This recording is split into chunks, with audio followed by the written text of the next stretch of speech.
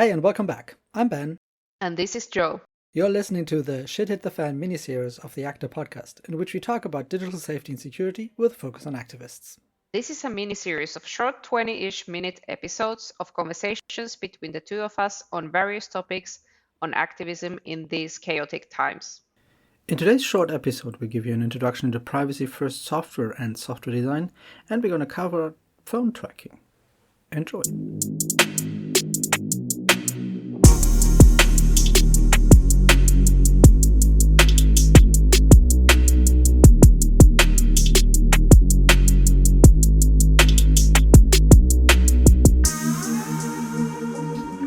So, Joe, what are we talking about? You have some questions regarding safe software basics. Yes, so this is kind of continuation to the stuff that we talked last time, how to stay safe online while you're an activist. But now we are talking more about digital privacy and so the softwares that are attached to it. And maybe when it comes to that topic, you want to briefly maybe describe why would someone care about using safe software?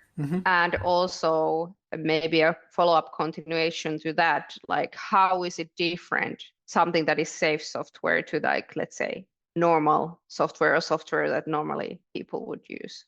I've not heard the terminology safe software as a specific category. Do you have a definition for me what that entails, or like a reference where what you...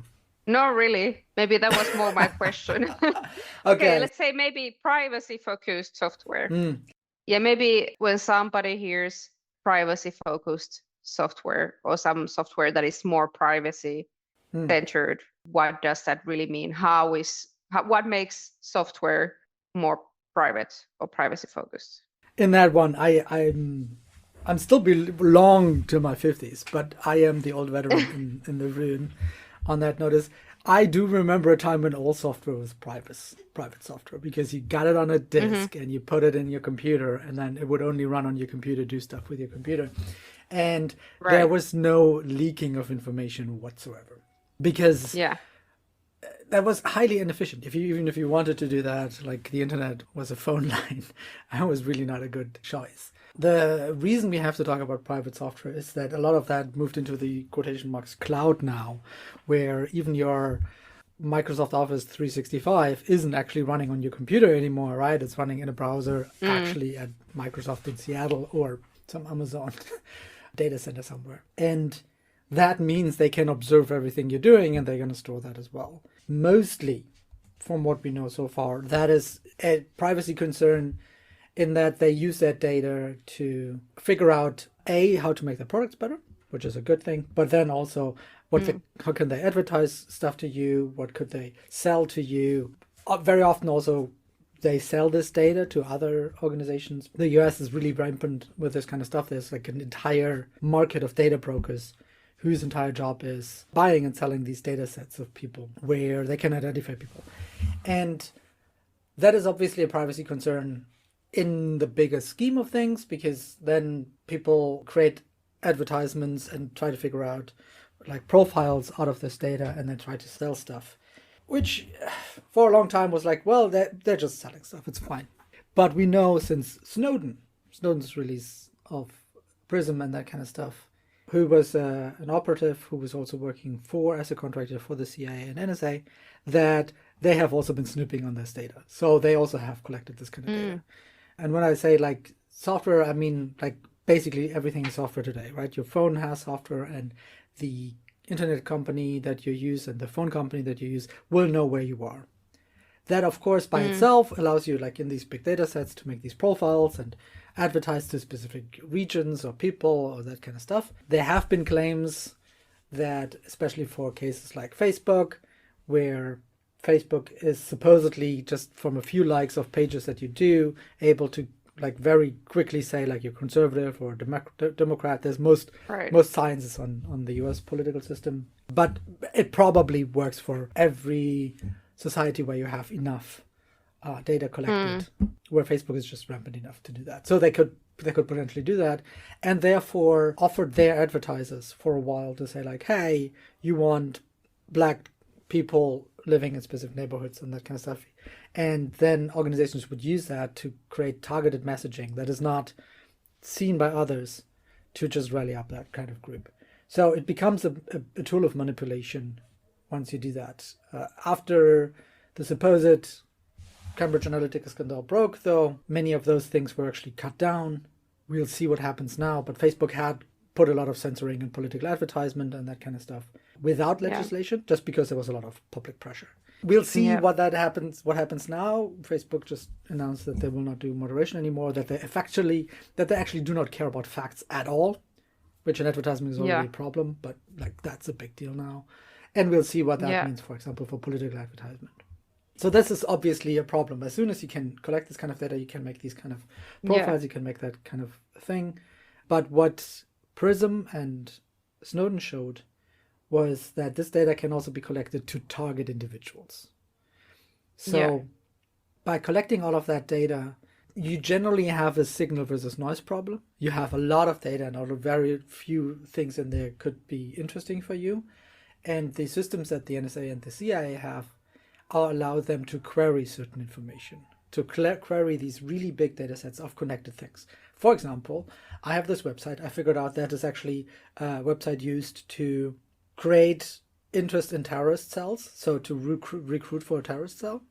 And I see all of these addresses, all of these IPs that have connected to that. I have a record of that, right? Let's assume that's true. They figure out that later they have that, and they have a record of all of these addresses. Now, if they can cross-link that, for example, with phone providers, saying like, okay, and who is in the US, they then get a list of people that they say like, hey, these are potential terrorists. We're interested in observing them. And they have potential location data. They could potentially be very, very deep in that. There was actually, at the last CCC, a data breach has been found in Volkswagen, in the German automaker, that for the last couple of years, Volkswagen, as part of I think emergency help response system, I'm not exactly sure about that, has been tracking a lot of its vehicles constantly. And that data set was leaked. And now all of a sudden these activists that looked at the data set were able to say like, oh, okay, so these people generally go to this military facility, Rammstein, very often. And now we can also track where they're going. Oh, look at that. These must be these must be military officers from the US, and this is their home address, right? All of a sudden, you have all of that information that by itself and in large doesn't seem to make a lot of difference. But if you're an adversary and you get hold of that data, it can be very interesting because you can extract information out of that you otherwise wouldn't. So in general, in the idea of privacy, first design, you say like, every data I do not have to collect, I will not collect. I only collect data that I need. I will only store it for as long as I need to, and will get rid of it as soon as I can. But the reason that we also talked about Signal, for example, the reason that Signal is so very good at protecting the people that use it is that they literally do not store messages. They literally can tell someone else like that is a place when someone logged in once. But other than that, we don't know. There's a few things where the claims are a little wishy-washy, like they cannot even see all of the connections and all of the routings. It becomes a little opaque at some point. But in general, they try to make that happen. They try to have the least amount of data possible. So even when a police comes and says like, okay, I want to know, give me that data from these accounts, they're like, okay, we have like these connected over the last year. That's it. We don't have anything else. And that limits the exposure that happens. In general, a lot of data is tracked about you all the time. If you're using regular browsers, if you use any regular computer that has been installed and connected to the internet in the last 10 years, there is a record of you somewhere about that activity. That is almost impossible to get rid of.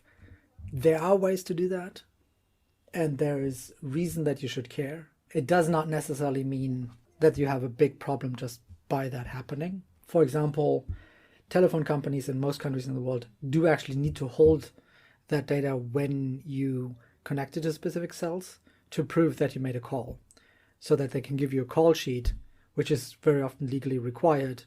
And so they would have to a recorded proof you made a call for this many minutes. And they hold that information until the invoice is basically paid. But then they destroy it, usually. Right. Because that information isn't relevant after that point. Yeah. So there's always a tension between legitimate use of data and then, of course, like how much of that you can limit. If you really want to go private and not be trackable at all, there's no way but going off grid. Which, considering that's what I'm gonna do. Yeah, considering the benefits of society, is probably not feasible for most people. But you can, of course, just raise your voice about it, and especially once you see organizations that do it a lot, to move away from those and to those that try to work on a model that is better. Yeah.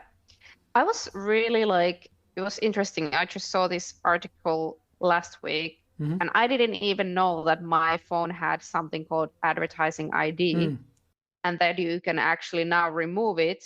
I still didn't. I was trying to do research on that. Please correct me if I'm wrong, but how I understood that is unique kind of code or set of numbers, letters, whatsoever, so they can target you to some specific apps. In the original specification, the very, very first one had already unique IDs that are transferred in the protocol for phone providers, not landlines, just cell phones.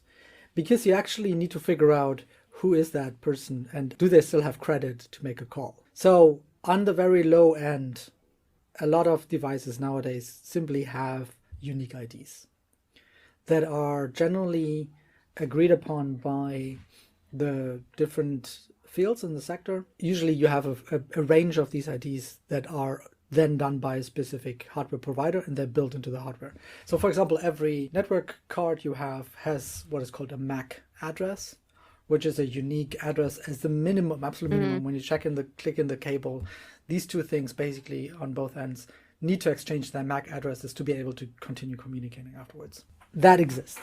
And for phones, that is called an IMEI, IMEI, a number, which is part of the specification for these devices. You can only connect to the phone network if you have a valid IMEI, and there's essentially 2 or 3 providers in the world that can build that chip. It's a pretty complicated protocol and pretty complicated chip to build, and they control all of the IMEI. And so when you got your iPhone, for example, but the same is true for most Androids, and you logged in with Google, Google has that IMEI. Apple has that IMEI. When you say, Apple, find my device and make it unusable, that is because your Apple account is connected to that IMEI, and when someone else will use that IMEI, reinstall it, the phone will tell you, sorry, I have been blocked. And there's so these are even built in actively, and for apps specifically, they can read that IMEI and they can uniquely identify that device. Yes. And that was it for today. Short and sweet as usual. Don't miss our other episodes of this mini-series. Subscribe to Digital Activism wherever you get your podcasts from. By the way, we are thinking about changing the name of the podcast, so if you have any ideas or suggestions or any other comments, let us know, either by the Actor app or email us at podcast@actor.global.